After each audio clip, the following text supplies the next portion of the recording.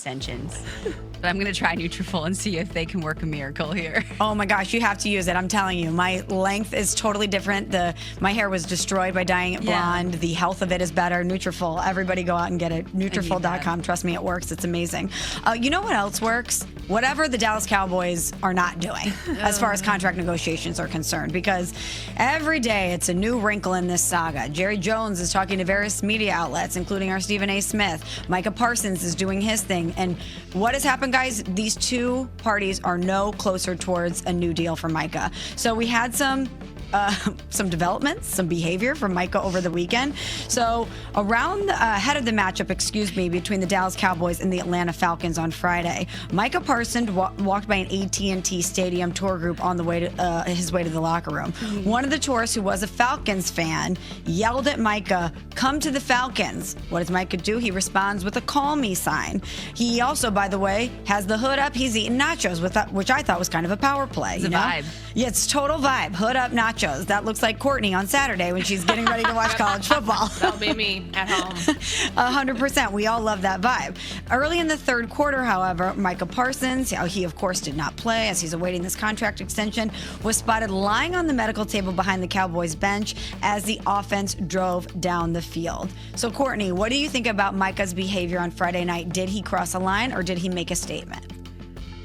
I thought it was funny, personally. I mean, the nachos thing and him trying to look unbothered and the little "call me" motion that he made to whoever yelled that to him to come to the Falcons.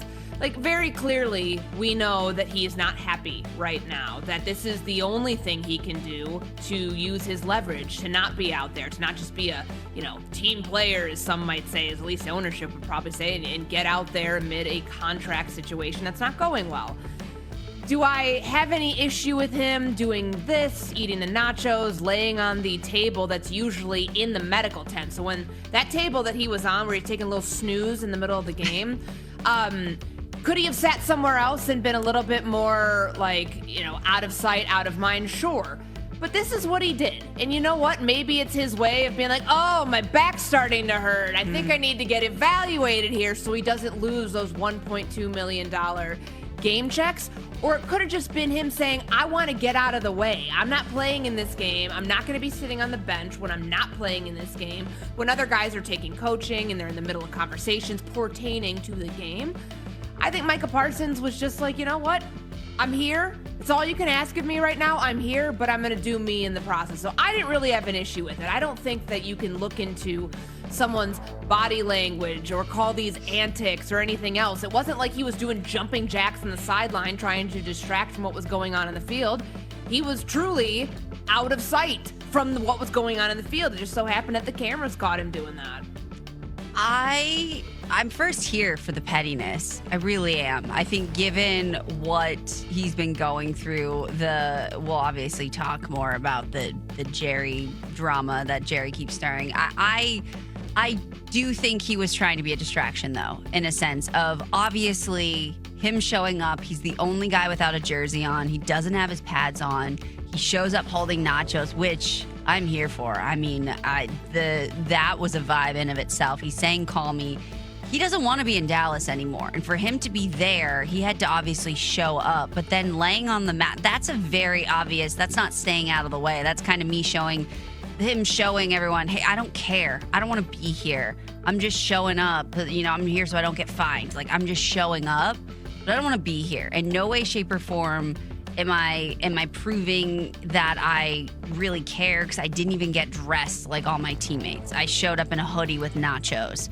So I think it's one of those things that it's just showing you the volatile territory in which this saga is going, and the fact that it's getting to a point now where it almost feels like, okay, Jerry, you're going to throw shade, show disrespect. I'm going to do the same thing.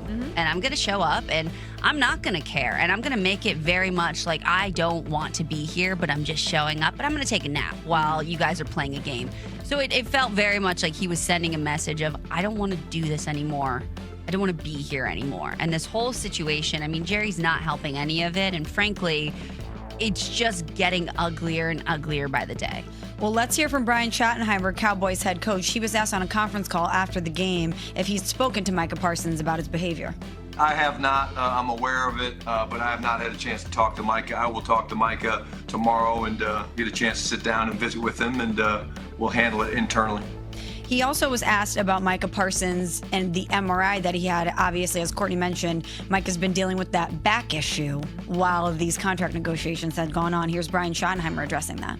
Yeah, again, I think, at the end of the day, it sounds like the MRI came back pretty clean, and we'll see how he feels tomorrow when we see him. This is a tough position for Brian Schottenheimer to be in, Courtney, because he's a first-time head coach. He's trying to establish himself and a culture in Dallas. He's trying to make sure that his team is getting ready to compete. The best player on his team is in the middle of a contract dispute, a very public contract dispute with ownership, and he's not available to play because he's dealing with the back. I mean, Brian Schottenheimer is stuck between a rock and a hard place here. You know who else is? Matt Eberflus. They kept showing him on Friday night's broadcast, with his call sheet, trying to do the best he could with his defense. And this is somebody who was expecting to have his best player there so he could, so the defense could be good this year. It's going to be a struggle without Micah Parsons there. So I feel for coaches more than anybody in this situation, whether it's Micah Parsons, Jerry Jones, David Mulligetta, Micah's agent. I feel for Brian Schottenheimer and Matt Eberflus, because they're having to navigate this circus and trying to keep things PC, as you heard from Brian Schottenheimer there. He didn't say any of that because he wasn't thinking that there's a calculated way to get that message out there. No. Two things I heard there.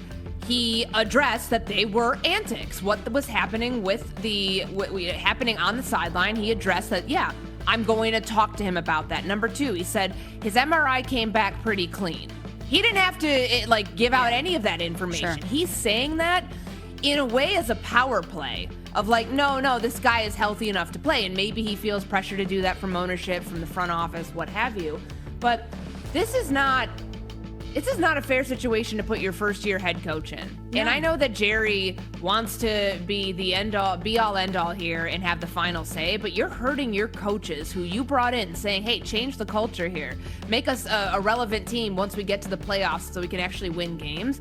You're hamstringing him to this contract situation, which very well could have a incredibly poor impact on his first season in the NFL as a head coach. And I think that's frustrating. And I think that, he's stuck in a very tough spot here. Mm-hmm. It's not good to put your guy in this situation. And, for Micah Parsons in this, he's not guilt-free in all of it. Obviously, handling it that way, could he have just sat on the bench and been quiet? Sure. Did he do what he did? Yes. And I don't think that's, I don't know. I'm not looking at it saying, oh, this is the worst thing that could have possibly happened on Friday night. He should have, just done something else. But this could easily have been solved weeks ago. And now we are within the 2-week window of this opener, and it's not getting any closer. There's no answer to be found in sight right now because it's very clear neither side is willing to blink. Well, I also want to say something here, too. I do feel for the coaches. We're talking a lot about Micah's behavior. Can we also talk about Jerry Jones?